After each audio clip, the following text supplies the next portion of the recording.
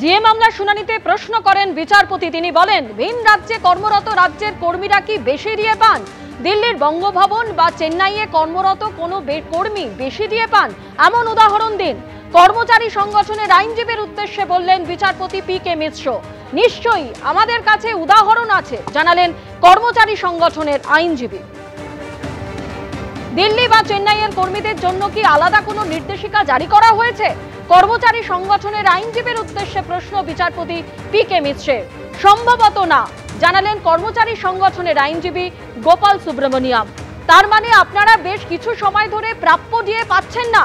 কর্মচারী সংগঠনের আইনজীবীর উদ্দেশ্যে প্রশ্ন বিচারপতি পি.কে. মিশ্রের।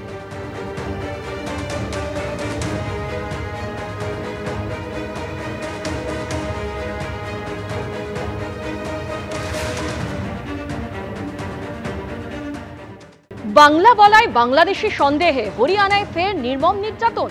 এবার হরিয়ানায় পরিযায়ী শ্রমিকদের সঙ্গে দেখা করলেন অধীর রঞ্জন চৌধুরী।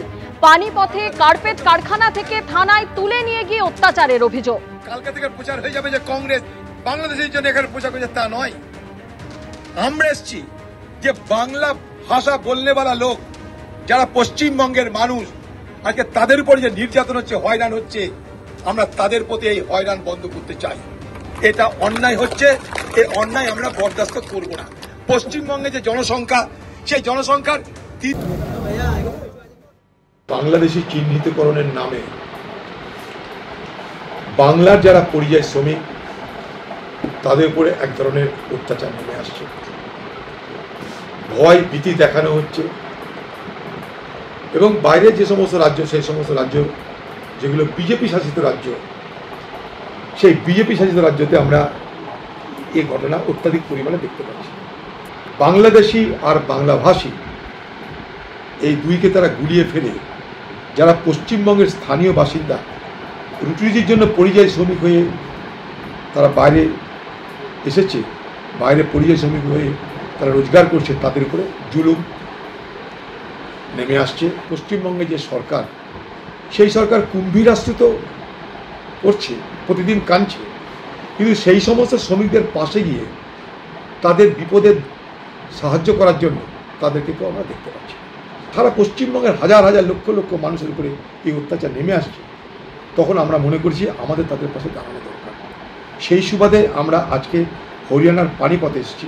একদিকে বারাসাতে শুভেন্দু অধিকারীর নেতৃত্বে কন্যা সুরক্ষা যাত্রা, আর এর আগে গতকালই আমরা দেখেছিলাম শুভেন্দু অধিকারীর কোচবিহারে যে কর্মসূচি ছিল এবং সেখানে শুভেন্দু অধিকারীর কম ভয়ে হামলার ঘটনা, সেই ঘটনা এখনো পর্যন্ত 7 জনকে গ্রেফতার করা হয়েছে এবং এরা সবাই হচ্ছে তৃণমূল কর্মী। এর মধ্যে একজন তৃণমূল ছাত্র পরিষদ নেতাও রয়েছে। এই ঘটনায় উদয়ন গুহ এবং তৃণমূলের জেলা সভাপতি সহ 41 জনের বিরুদ্ধে কোচবিহার জেলা পুলিশ সুপারের কাছে অভিযোগ জানিয়েছেন শুভেন্দু অধিকারী। ইমেল মারফত অভিযোগ করেছেন শুভেন্দু অধিকারী।